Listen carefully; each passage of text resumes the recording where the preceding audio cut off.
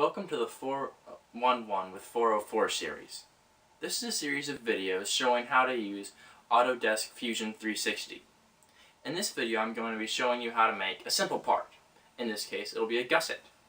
A gusset is, as Merriam-Webster defines it, a plate or bracket for strengthening an angle such as in a building or bridge. This is an example of one here. And this one here is the one that we'll be making today. So first we need to open Fusion 360. Once you have that done, Fusion 360 usually opens a new file. If it doesn't automatically open a new file, you can create one on your own by going up here to this menu and selecting the File menu. If this top toolbar does not appear, then it is most likely hidden, which, like this. That can be resolved by finding this arrow in the corner and clicking it to show the menu. Now once you open the File menu, go down to New Design, and then we will have a new file. The first thing we need to do is save the file to give it a name. We can do this as well under the File menu. And here we can give it whatever name we want. And save. You can also choose a location in your Fusion folders where you would like to save it. Now, the next thing we need to do is make sure that the units are on millimeters, since this gusset will be made to work with the tetric system, and the tetric system uses metric units. We can do this by going to this menu here, called the Browser, and selecting Units. Here where it says Change Active Units, it'll pop up this window that says Change Active Units. We can select the unit type, centimeter, millimeter, inch, so you can open different measurements in different systems. We're going to use millimeter, and we're going to set it as, you can set it as a default, which will set as that unit as the default for all of your new parts and new designs. We're not going to do that because we may want to use inches in another design. Now, first thing we need to do is create a new sketch. We can do that up here under the Sketch tab, where the first option is Create Sketch. When you select that, it shows options of 3 different planes, since we are designing this in 3D, 3 dimensions. One plane is the ZX. We also have the XY plane and the ZY plane. Since this gusset is mostly flat, I'm going to design it on the ZX plane. When you click on that, it takes you to this plane. Now, the first step you may want to do is center this center of your grid in the center of your screen. We can do that using this toolbar down here. This toolbar allows you to rotate your grid and your objects, as well as zoom in and move and pan. This hand allows you to pan. Using a magnifying glass, we can zoom out or in. And using the orbit tool, we can orbit in different ways. Now if we go up here and click on this, which shows what we are looking at the project from the top side, it'll go directly to the top in case we orbit in a strange position that we don't know how to get out of. And go back and click on top, and it puts us back. And we can also use these arrows to rotate back to the correct orientation. Now we're stuck in the orbit tool. We can get out of this simply by hitting the escape key. Now we'll start our sketch. We go under the Sketch tab again, down to where it says Line, to draw a line. The shortcut for this is the letter L. Now we'll draw an irregular pentagon. It doesn't have to be right corners. It just needs to have 5 sides and be something like this.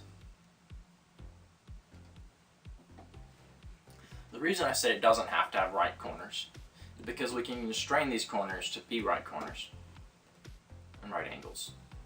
Now, over here, you'll see there's a menu that popped up. We need to get out of this sketch option first. So now there's a menu that popped up when we started a new sketch, and that is the sketch palette. It gives different options and constraints that can be used in the sketch. We're not going to use options, so we'll just go down to constraints. Now, there's many different ways you can make an angle a right angle. One of these is the perpendicular constraint. It works by you click on one line and another, and it makes them perpendicular to each other. There's another way to do this is with the parallel constraint, by which we can click on one line and another to make them parallel to each other. This is helping to straighten it out. We can also make right angles by using the horizontal vertical constraint. This works by clicking on one line and making it horizontal or vertical. Now we have this in the basic shape we need it to be. So we can minimize our sketch palette. If we click this arrow, it'll go back over to the side like that. Now, with these menus here, be careful because they can be dragged around, and they can get and be pulled out into the screen, and they can become annoying and get in the way sometimes, or if they are on the top in the gray area or the bottom, they can get hidden and hard to see. So while it can be helpful to move them, so that you can best see your part in the best orientation, it can also be confusing. So we need to set the dimensions to this so we know what size it's going to be. This is also under the sketch menu. Very near the bottom, there's the option for sketch dimensions, which is the keyboard shortcut D. We'll go ahead and start out with the top line. When we pull it up, you'll see it shows the dimension that was automatically assigned to it when we drew it at this scale. We can fix that though. If we left click once, it has the option to change the dimensions here. It has for millimeters at the end, but when we put our number, we will not need to put millimeters at the end, since millimeters is our set unit. It'll automatically be set to millimeters. So we'll set the dimension for this top line at 53.5 millimeters, but like I said, we don't need to put millimeters, since it will be automatically set for millimeters. So 53.5. When we hit enter or return, it will enter that as a set dimension. Now let's say we want to do it in centimeters. So for this side, we would be doing 69.52 millimeters, but if we only have the measurement in centimeters and for some reason do not want to convert it, we can also type in centimeter or cm, even though we are set to millimeters as our unit. So that would be 6.952 cm, and now it's set to that. We're not limited though to just the system that we have chosen. So even though it's in millimeters, we can also do inches. So this measurement here, when converted to inches, is very close to 1 inch at what it should be. So we can enter 1 or 1.0 in or inch, and it's set to that. Now the last dimension we need to set is this side here, which will be 24.73 millimeters. Now we can type but like I said, we don't have to. And now we have the dimensions of the outline of the shape set.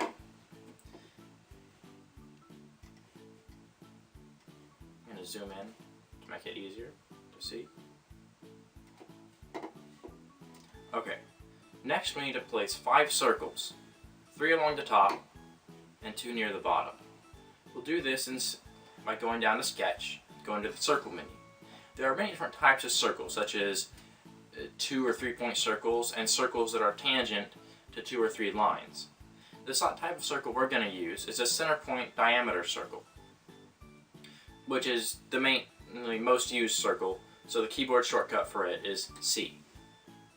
Now we're going to place one up here, and when we go over like this, it automatically shows a blue dashed line. This means that the circles will all be aligned in order, even if they're not the same size. Now, when you place a circle or any shape, it gives the option to automatically enter the numbers. As you can see, the dimensions are changing as I move it back and forth. So I can type in here the diameter I want for this circle, which is 8 millimeters. So I'll type 8 and enter that once, and it locks it, and enter it again to have that in. Now I want to place 2 more circles at the bottom. So go back and place these 2 here.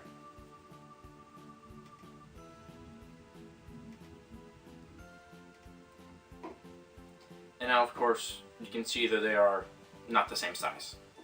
And we can also fix that with one of the constraints from our sketch palette. If we go down here, there's one that's called the equal constraint.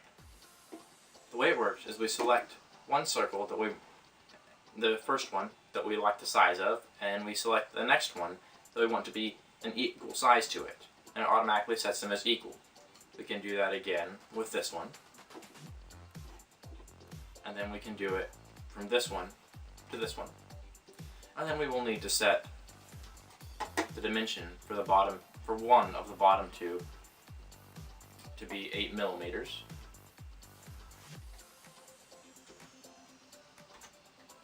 And it sets both of them. The next dimensions we need to enter are from the sides of this shape to the circles, and from the circles to themselves and each other.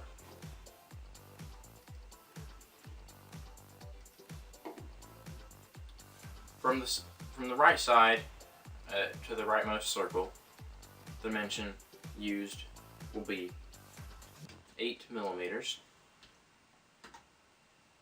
But you can see it gets in the way here, which is why we can click on it and drag it upwards. It's always good to keep your dimensions off your drawing if you can help it. Sometimes when they're diameters of circles that are inside your drawing, it's hard to keep them out of the drawing. But when they're like this and you can take them out of the drawing, that's better. Now, from the bottom side to the bottom circle is the same dimension, 8 millimeters. And from each circle to each other will be 16 millimeters.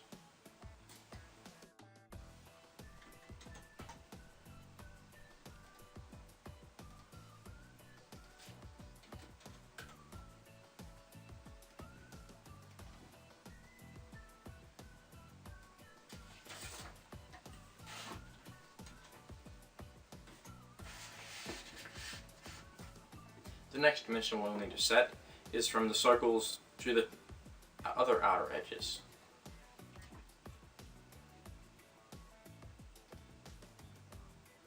This will be 13.5 millimeters.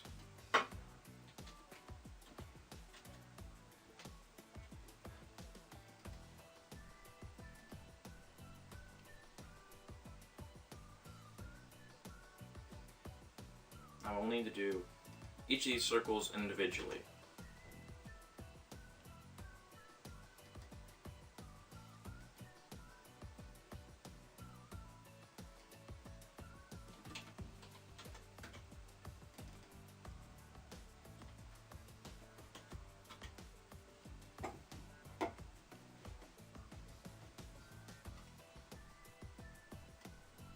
The same dimension is for down here as well.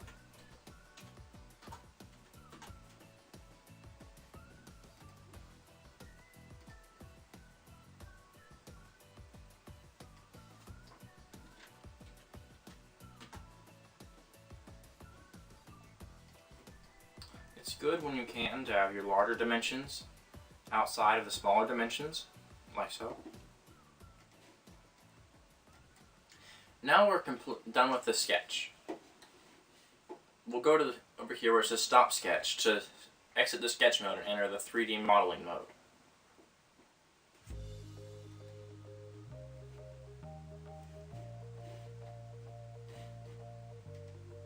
So here you can see we can orbit.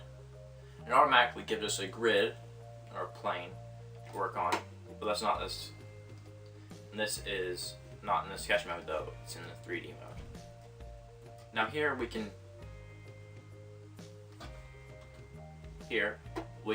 go to the modify or create and tabs and make changes to this shape or give it 3 dimensions. We're going to go under create and go to the option of extrude, which is the keyboard shortcut E. Now for our purposes this will be extruded to about 1/8 of an inch. So you can enter 0.125 as 1/8 of an inch and it will be extruded this way. Now if we wanted to extrude it downwards, we would need to select, put in a negative for it to be negative. Normally we'll be using a new body when we're creating a new part, a new body operation. But if we are creating a sketch or an extrusion off of an already existing part, we may use the join operation. So now we have this nice looking part here. But there's one issue with it, and that's it's got sharp corners. You could go ahead and laser cut this, or route it, or 3D print it. But it's going to have sharp corners that could possibly injure someone, and the corners on the Tetrix pieces that it's meant to work with are rounded, and it'd be nice for it to be able to match up with them. So the way we're going to round these is a tool called a fillet. The fillet can be used in both the 3D modeling mode and the sketch mode. One thing that's nice about Fusion is you can go back and see the history of your part and edit it. So here we have the extrusion that I just did and the sketch, since it only has a small history so far. Now if I go over the sketch, I can right click, and one of the options that pops up is Edit Sketch. If I select that, it takes us back to our sketch so we can make changes.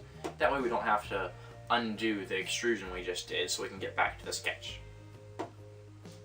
Now to make a fillet, we will go under Sketch, down to the option that says Fillet. Now, there's 2 ways to make a fillet. One is to select one line and another line, and it will automatically fillet the corner in between. We're going to set the fillet at 3 millimeters. As you'll see, it popped up a warning at the bottom. That's because our constraints are to that point on the corner. If we fillet it here, that point disappears, and so these dimensions that we've constrained may not be valid anymore, and it makes an error. Another way to fillet in a sketch is to go over and hover over the corner. When you do it, it shows this little white dot here, and it shows an example of what the corner will look like when it has been filleted. Now once again, we'll want to change this to 3 millimeters. Now you can see these corners are filleted. We can now go to Stop Sketch, and it changes the changes that we made in the sketch are kept in are changed in the extrusion, so that we can now see that the corners have been filleted. But if you don't want to edit the sketch or change the sketch, you can also make fillets in the 3D model. Now for this, we may want to zoom in on the corners that we're going to orbit, that we're going to fillet.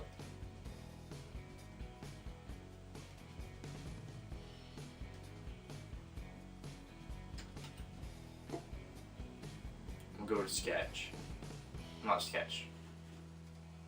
We'll go over here to the Modify option to modify the already made 3D part. We're going to use Fillet which the keyboard shortcut for that is F. We can go and select the lines we want to fillet, or on the corners, which is that edge and this edge. It says to selected.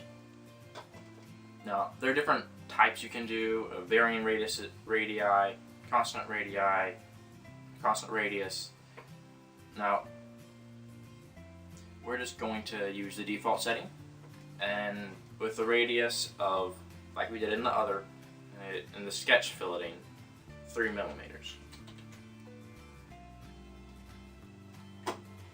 So now we have those fillets done. But let's say you don't want to round a corner, you just want to cut off the sharp corner. For that, there is a tool known as the chamfer. Also under Modify, near Fillet, it's right here.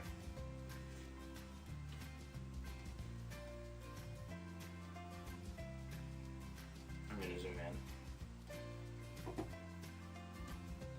in. We can select which edge we would like to chamfer. This edge here is one we'd like to chamfer, and we will also chamfer it at 3 millimeters in.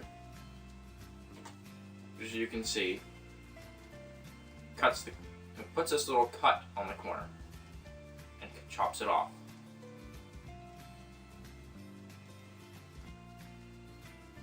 Now there is another way to add a hole. Let's say you made a sketch and you didn't want to go back and edit the sketch, but you wanted to put a hole in your part. Say here, we need a hole here.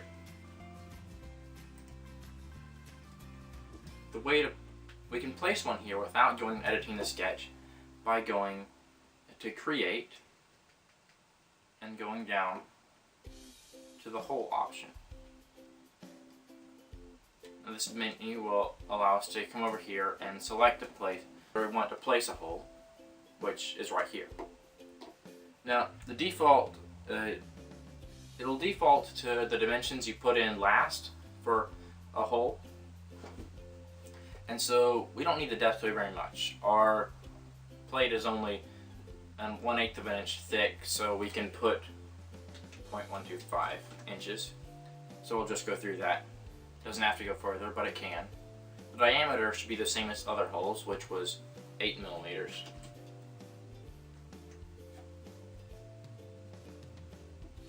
And the angle should be the same as the others.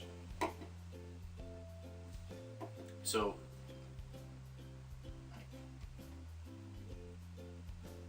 we'll leave the angle as it is.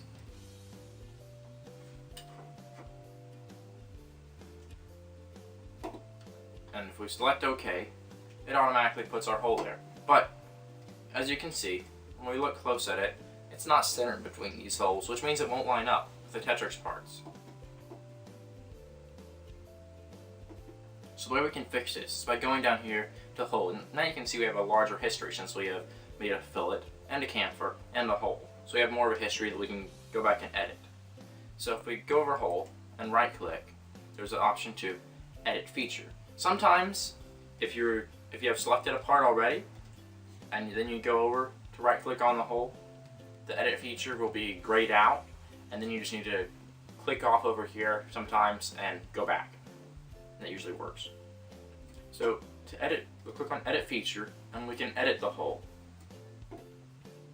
Now if we go over here to the edge and click on it, we can specify a dimension to the edge, which if you recall was 13.5 millimeters.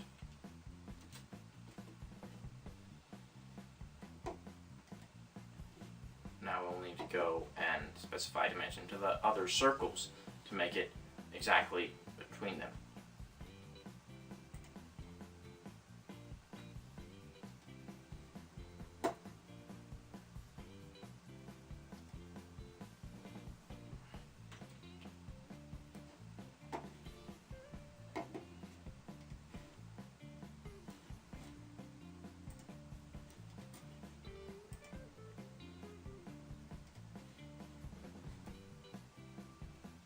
Now it can be difficult in Fusion sometimes to make it exactly from other circles, so we'll just do it from this side here, adding up the dimension from each circle to each other, which was 16 millimeters, plus the dimension from the center point of the circles to this edge, which was 13.5 millimeters.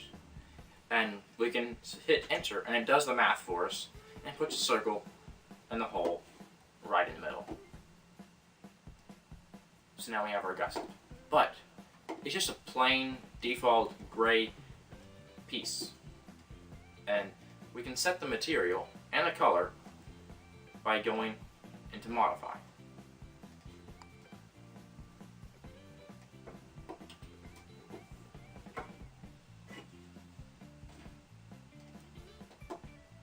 When we go to the modify menu, we go towards the bottom. You can change the physical material or the appearance. So we'll go to physical material, and we're going to make this out of metal. And as you can see, I can drag this menu around like I said earlier, but as you can see, there are just about every kind of grade of metal you could, or variation you could possibly want. There are multiple for aluminum. We're going to go with anodized blue aluminum, which is very similar to the metal which we used for the gusset I showed you earlier. You click on it and drag the material out here onto the part, and it is changed. Then you can minimize physical material, and as you see, the whole piece is now a nice shiny metallic anodized blue. And that is how to make a gusset. In another video, we will show you how to connect this gusset to the Tetrix parts in Fusion.